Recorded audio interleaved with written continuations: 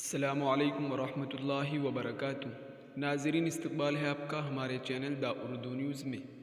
غزوہ ہند کے متعلق علماء سے مباحثہ کرنے کی غرض سے دارالعلوم دیوبند آ رہے ہندو انتہا پسند مذہبی رہنما یتی نرسیہانند گیری کو میرٹھ پولیس نے روک لیا اور انہیں حراست میں لے لیا۔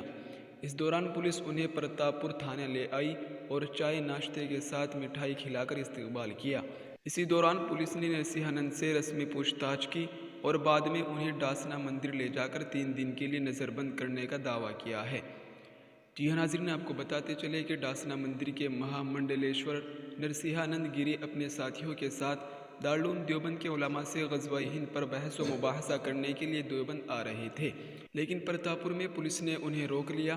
پولیس ٹیم نرسیہانند گیری اور ان کے ساتھیوں کو پرتاپ پور تھانہ لے گئی، جہاں انہیں قریب 1.5 گھنٹے تھانے میں بٹھائے رکھا۔ بعد ازاں پولیس انہیں ڈاسنا مندر لے گئی اور 3 دنوں کے لیے نظر بند کر دیا۔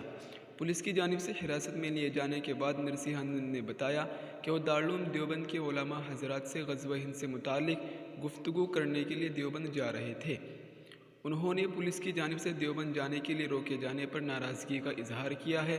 انہوں نے کہا کہ وہ علماء حضرات کی جانب سے غزوہ ہند کو اسلامک کہے جانے کی بات کو وہ تفصیل سے سمجھنے کے لیے جا رہے تھے، لیکن سوشل میڈیا پر میری ملاقات سے متعلق غلط باتیں پوسٹ کی گئی، جس کے بعد پولیس کو یہ محسوس ہوا کہ میرے دیوبند جانے سے ماحول خراب ہو جائے گا۔ میرٹھ کے S P city AYUSH Vikram Singh نے بتایا کہ یتی نرسیہانند گیری اور ان کے ساتھیوں کو پرتاپ پور کے تھانے میں ہی روک لیا گیا تھا، جس کے بعد پولیس ان کے پورے قافلے کو ڈاسنا مندر لے جا کر چھوڑ آئی۔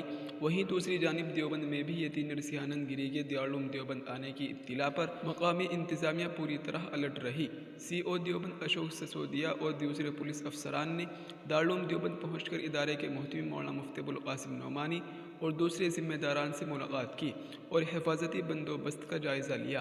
اس پورے واقعے سے متعلق دارالعلوم دیوبند کی جانب سے کوئی تبصرہ نہیں کیا گیا ہے۔ جی ہاں ناظرین، یہ اس وقت کی بڑی خبر تھی جس کو ہم نے آپ کے ساتھ شیئر کیا ہے۔ آپ سے گزارش ہے کہ اس ویڈیو کو زیادہ سے زیادہ شیئر کریں، اور اگر آپ اس چینل پر نہیں ہیں تو اس چینل کو سبسکرائب ضرور کر لیں۔ السلام علیکم ورحمۃ اللہ وبرکاتہ۔